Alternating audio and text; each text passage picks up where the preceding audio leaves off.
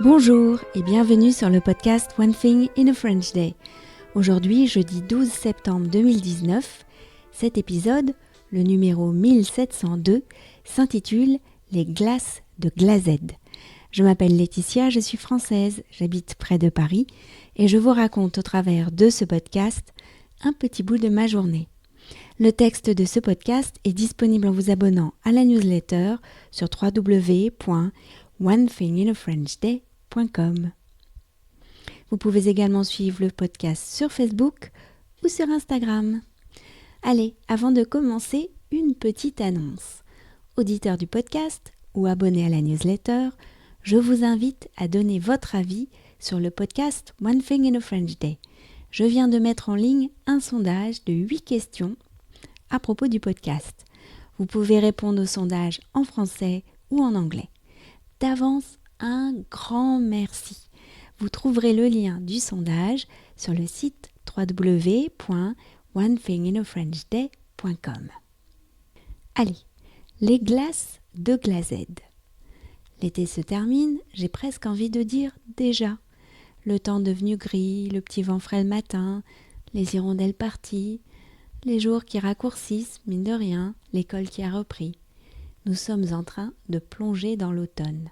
Je ferme souvent les yeux pour repenser à certains moments de l'été. L'espace de quelques instants, toutes les sensations reviennent. Mais il y a un autre moyen de prolonger l'été. Par exemple, en proposant à Adeline d'aller goûter les glaces de Glazed. C'est ce que nous avons fait aujourd'hui. Adeline et moi sommes allés rue des Martyrs goûter les glaces artisanales de ce glacier plutôt rock qui fait parler de lui à Paris. La rue des Martyrs est dans le 9e arrondissement et elle fait partie de ces rues parisiennes qui regorgent de boutiques qui font tourner la tête et les papilles. C'est une rue dans laquelle on pourrait facilement passer la journée, s'arrêter à chaque pas devant une nouvelle vitrine.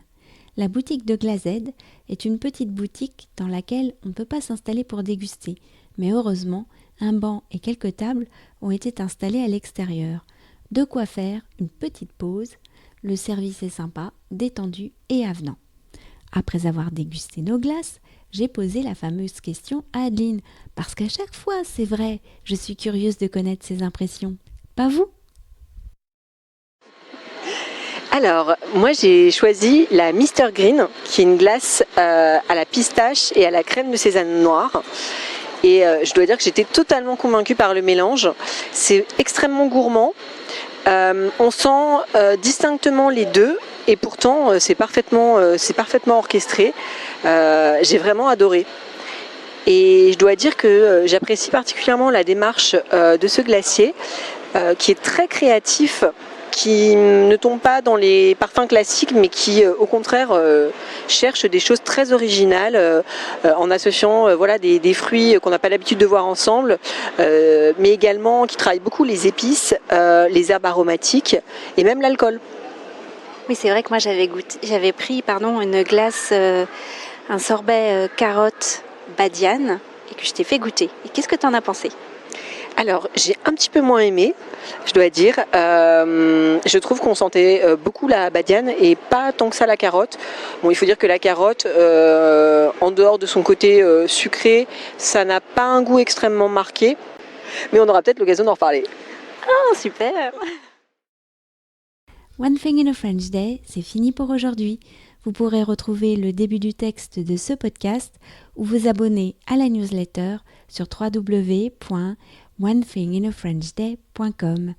Si vous avez envie de m'envoyer un message, voici mon adresse email frenchday@gmail.com. Voilà, nous sommes jeudi.